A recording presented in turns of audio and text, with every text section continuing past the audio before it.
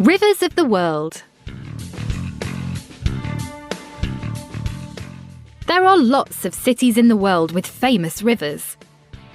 Today, we're going to look at a couple that really are worth visiting. The UK's most famous river is the Thames. It's 346 kilometres long and flows from the Cotswold Hills in the west to the North Sea in the east. It has been an iconic symbol of the capital city, London, for hundreds of years. In London, you can stroll along the South Bank at sunset. There are lots of great photo opportunities from the London Eye, from any of the river's 33 bridges, or from the cable cars that cross the river to Greenwich. Visitors can also go on a cruise and relax as they drift past Big Ben, the Houses of Parliament, and the Tower of London. You can even try a speedboat tour and see all the major riverside attractions in the blink of an eye.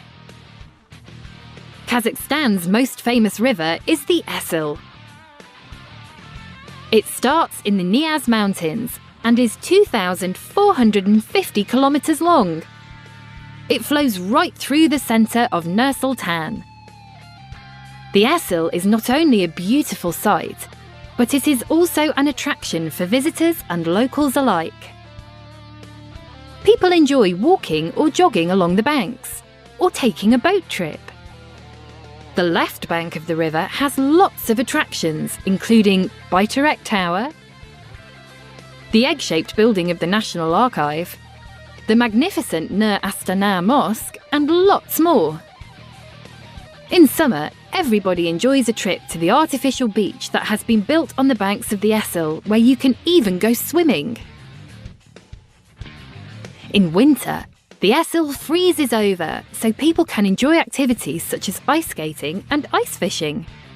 Do you have a river near where you live? What can you do there?